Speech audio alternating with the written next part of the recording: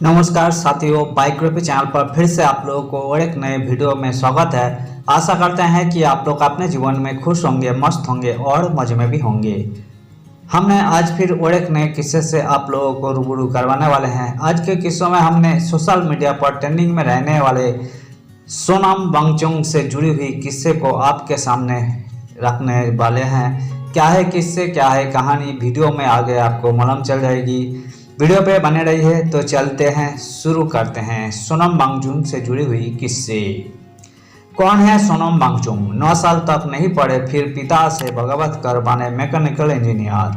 अनोखे आविष्कारों से छाए, वांगचुक ने स्थानीय मिट्टी, धूप के कोण और आधुनिक इंसुलेशन तकनीकों का उपयोग करके ऐसे सोलर हीटेड घर डिजाइन किए जो बिना किसी हीटर या ईंधन के सर्दियों में अंदर से गर्म रहते हैं। इससे लद्दाख के लोगों को फायदा हुआ।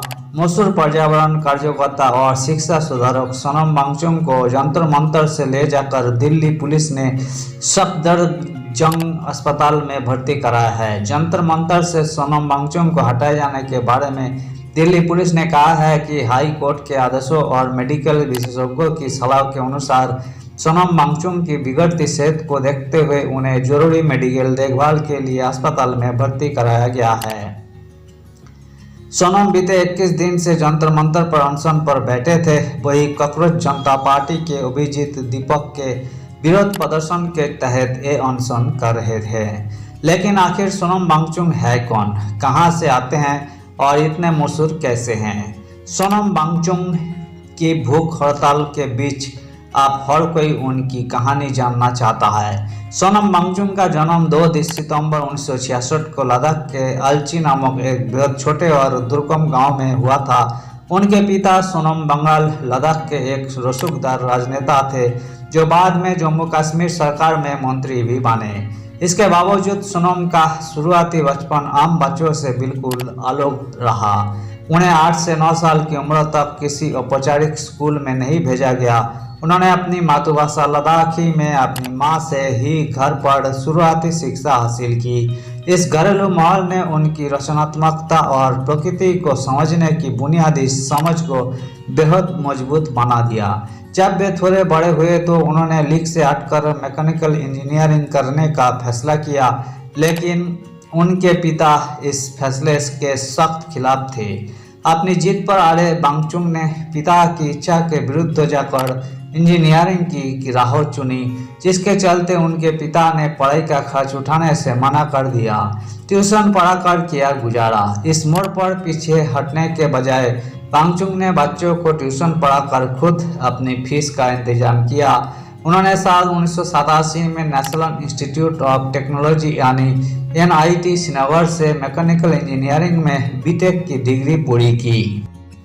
अक्सर लोगों को यही भ्रम होता है कि उन्होंने किसी IIT से पढ़ाई की है, लेकिन सच यही है कि उन्होंने NIT से स्नातक करने के बाद साल 2011 में फ्रांस के प्रसिद्ध क्रेटेरे संस्थान से मिट्टी की टिकाऊ इमारतों से जुड़ी अर्थन आर्किटेक्चर की उच्च स्तरीय पढ़ाई की। उनकी इन्हीं सेवाओं के लिए सिम्बोसिस इंटरनेशनल यूनिवर्सिटी ने उन्हें मानद डी लिस्ट की उपाधि से भी नवाजा है।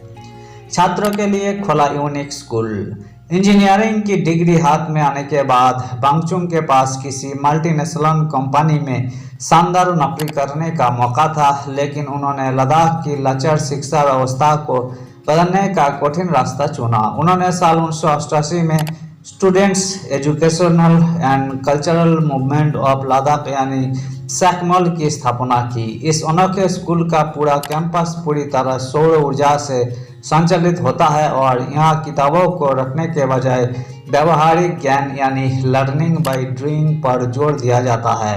इसी कड़ी को आगे बढ़ाते हुए वे वर्तमान में Himalayan institute of alternatives Ladakh यानी हियल यूनिवर्सिटी के माध्यम से उच्च शिक्षा में भी ऐसे ही व्यावहारिक और पर्यावरण अनुकूल कोर्सेज को बढ़ावा दे रहे थे। लद्दाख की प्यास बुझाने वाला आइस तूफा। सोनम वांगचुक के आविष्कार लद्दाख के भौगोलिक और मौसमी चुनौतियों का सामना करने के लिए पूरी दुनिया में बेजोड़ माने जाते हैं। लद्दाख में सर्दियों के दिनों में पानी बहकर बर्बाद हो जाता है, जबकि बसंत ऋतु में जब किसानों को फसलों के लिए पानी की सबसे ज़्यादा ज़रूरत होती है, तब वहाँ पानी की भारी किल्लत हो जाती है।